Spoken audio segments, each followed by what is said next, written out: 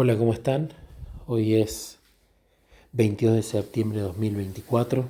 Quiero contar un pequeño testimonio que abarca pequeños testimonios o situaciones de respuesta a la oración intercesora. Como he comentado en algún testimonio anterior, he venido leyendo los libros de Roger Morneau sobre oración intercesora. He venido orando para que Jesús me ayude y me capacite más con la oración intercesora para disfrutarla, para estructurarla, para entenderla y para practicarla por sobre todas las cosas. Y hace poco también conté en un testimonio que empecé a tomármelo un poco más en serio en cuanto a la estructura y a la organización. Empecé a hacerme listas en el celular, una lista de oración perpetua, una lista de oración especial, una lista con respecto a los momentos a solas con Cristo. Y después una lista de pedidos personales, que no necesariamente es oración intercesora pura, pero como estos pedidos personales involucran también personas, aprovecho para interceder por ellas. Y bueno, a lo largo del tiempo le he ido pidiendo a Jesús que no solamente quería practicarlo y que me enseñe y todo lo anterior que mencioné, sino que quería ver que funcionaba, porque el mecanismo se iba a retroalimentar.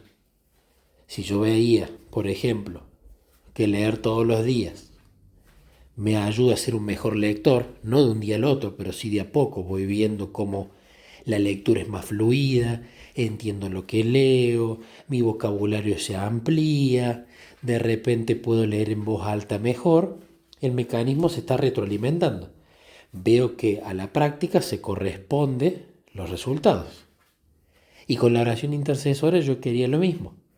Quería ver, no de un día al otro, no pretendía que por una oración ya todo fuera contestado, pero sí ver que en la perseverancia, en el importunar, en el insistir, en el hacerlo metódico, diario, constante, fervorosamente, etc., se veían los cambios, no en mí, sino en los demás. Y sabía que en mí iba a haber cambios colaterales, por así decirlo, por estar orando por otros. Bueno, hace poco en esta lista, una de las personas que está me contó que en su familia, por la que yo venía orando, empezaba a ver resultados, cambios de comportamiento, gestos de amor. No quiere decir que todo estaba solucionado, pero se estaban viendo esos resultados de estar intercediendo. Entonces eso me puso, en particular por esta persona, contento.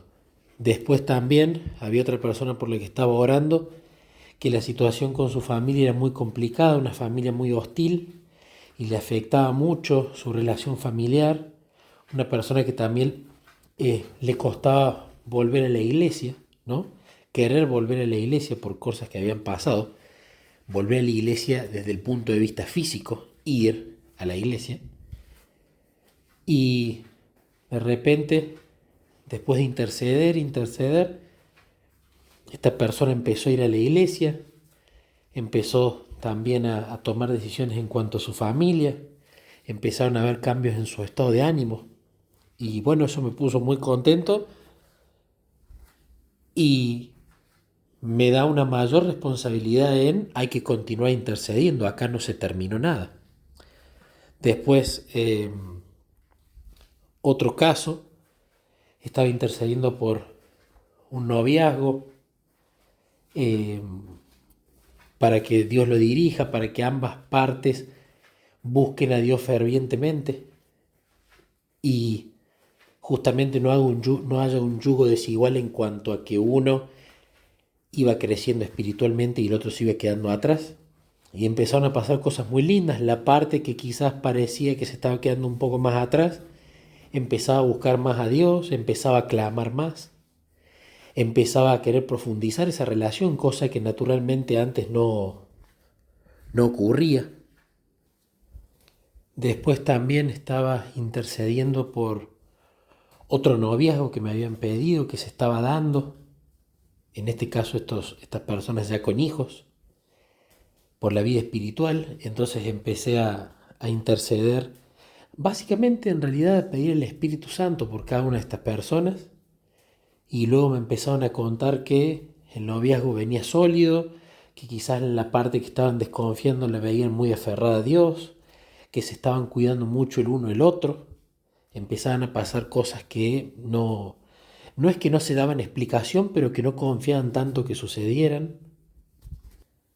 Después, bueno, algunos casos también que no venía orando por alguna cuestión en particular, sino por la vida espiritual, por ejemplo, y venía pidiendo el Espíritu Santo, y de repente, por ejemplo, esta persona tuvo que pasar y está pasando situaciones dolorosas, pero en esas situaciones dolorosas, que por algo Dios permite, está buscando más a Dios, está hablando más de que le está pidiendo a Dios con respecto a eso, cosa que quizás antes no sucedía tanto. Muchas veces, bueno, lamentablemente, hablo también por experiencia propia, cuando, como Abraham, fallamos en las pequeñas pruebas más tiernas, más tranquilas que Dios permite en nuestra vida, Dios tiene que terminar permitiendo pruebas tan grandes como la que le pasó a Abraham de tener que ir a sacrificar a su hijo, ¿no? Elena de White dice que si él no hubiese fallado las pruebas más pequeñas y menos difíciles anteriores, no hubiese tenido que pasar por esta.